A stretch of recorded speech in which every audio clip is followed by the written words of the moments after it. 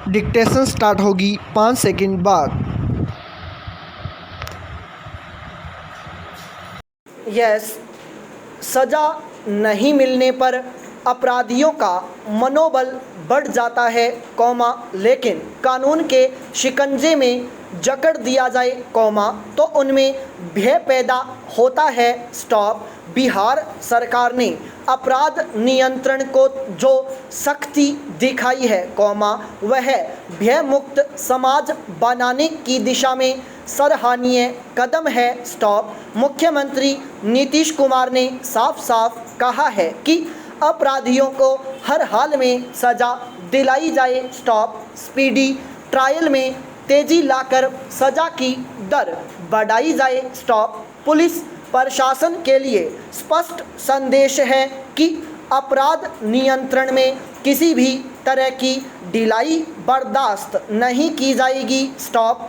अपराधी गिरफ्तार कर लिए गए, यह काफ़ी नहीं है, बल्कि उन्हें सज़ा दिलाई जाए। स्टॉप। एक स्वस्थ समाज के निर्माण के लिए ज़रूरी है कि वहाँ अपराध के लिए कोई जगह नहीं हो। स्टॉप। जब अपराधियों को सज़ा मिलेगी तो कानून के प्रति भय भी पैदा होगा। स्टॉप। यह बहुत ज़रूरी है। स्टॉप। सरकार के निर्देशों का पालन करते हुए अपराधियों को सज़ा दिलाने में तेज़ी लाई जानी चाहिए। स्टॉप। अपराध नियंत्रण के मुद्दे पर सरकार सख्त रही है, यही कारण है कि कई रसूखदार को जेल की सलाखों के पीछे जाना पड़ा। स्टॉप। सरकार सज़ा दिलाने के लिए सुप्रीम कोर्ट तक गई। स्टॉप। इससे ही आम जन में सरकार और कानून के प्रति भरोसा पैदा होता है कि अपराधी कोई भी हो, वह कानून के लंबे हाथों से बच नहीं सकता है। स्टॉप।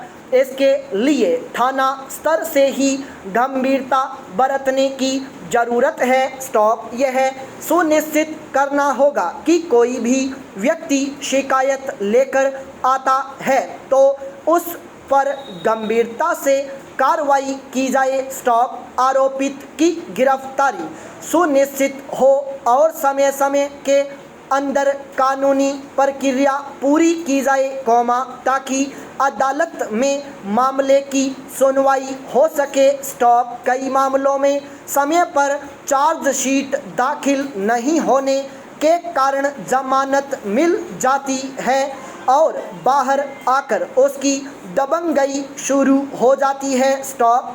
शिकायतकर्ता भयभीत हो जाता है। स्टॉप।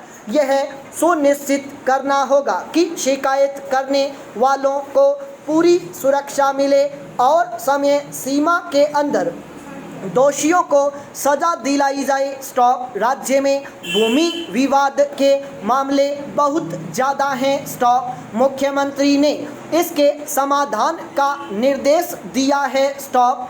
अंचलाधिकारी और थानाध्यक्ष से लेकर जिलाधिकारी पुलिस अधीक्षक तक को नियमित बैठक का निर्देश दिया गया है, ताकि किसी भी तरह के विवाद का निपटारा किया जा सके। स्टॉप। यह बहुत ज़रूरी है कि प्रशासनिक मशीनरी की जवाबदेही बनती है कि सरकार के निर्देशों का अनुपालन सुनिश्चित करते हुए विवादों का समाधान निकाला जाए। स्टॉप। पैरा।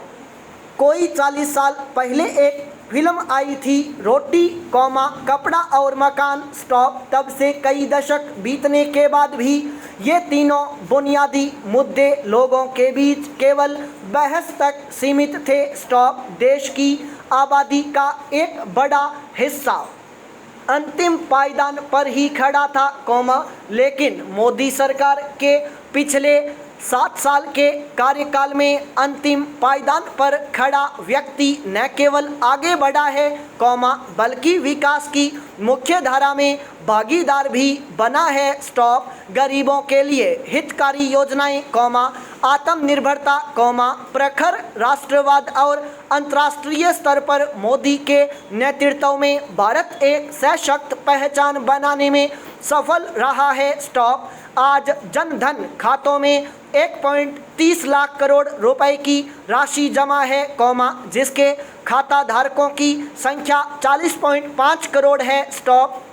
हाशिए की इतनी बड़ी आबादी के पास 7 साल पहले तक अपना बैंक खाता तक नहीं था।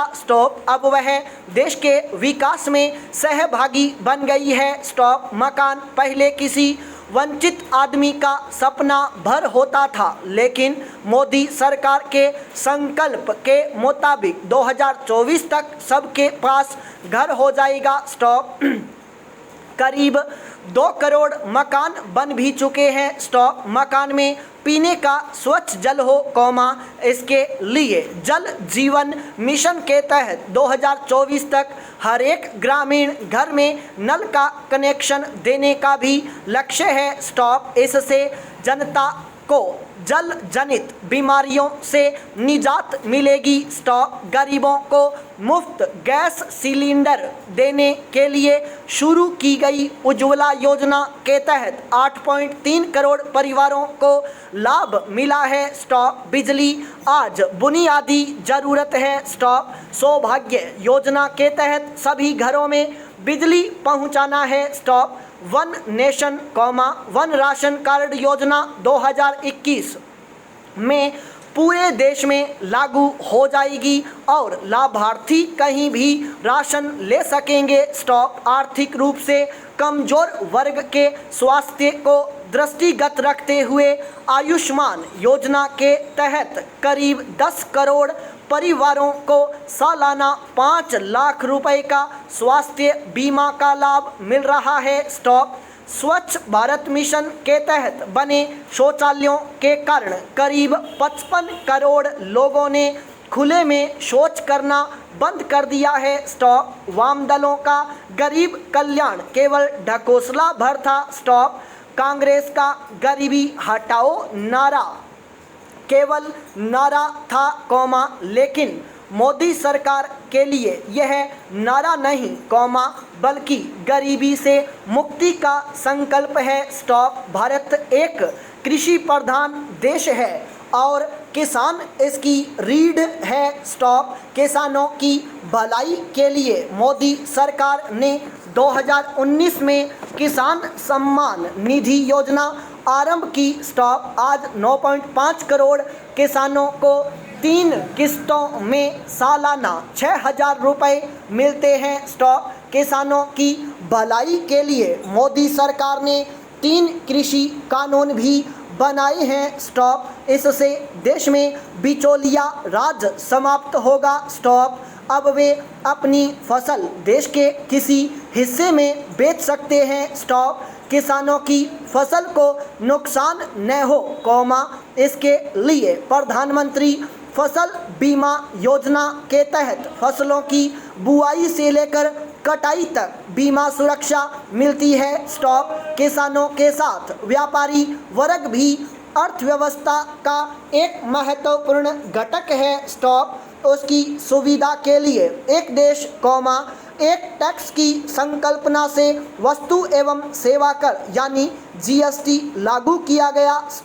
व्यापारी और कॉरपोरेट वर्ग को केवल उलाहना देकर देश की प्रगति नहीं की जा सकती, बल्कि उसके साथ साथ सरकार की भी झोली भरे, इसलिए सुधार जरूरी है।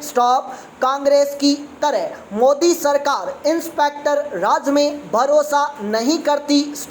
इसलिए सरकार ने ऐसे सैकड़ों कानूनों को एक झटके में समाप्त कर दिए, जो विकास की राह में रोड़ा थे।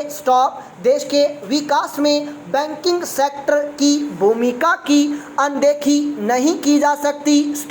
इसलिए बैंकिंग क्षेत्र में विलय का फार्मूला निकाला गया है, ताकि बैंकों पर अनावश्यक आर्थिक बोझ कम हो। स्टॉप। इस कड़ी में अभी 10 सरकारी बैंकों को मिलाकर 4 बड़े बैंक बना दिए गए हैं। स्टॉप। ऐसे ही नोटबंदी के बाद डिजिटल ट्रांजैक्शन में अभूतपूर्व सुधार हुआ है। स्टॉप। पैरा। आम आदमी के हित में मोदी सरकार कड़े फैसले लेने के लिए जानी जाती है। स्टॉप। राज्यसभा में स्पष्ट बहुमत न होने के बावजूद सरकार ने कई कड़े कानून बनाए। स्टॉप। जैसे 3 तलाक कानून आज मुस्लिम महिलाओं के लिए रक्षा कवच का काम कर रहा है। संपूर्ण विराम।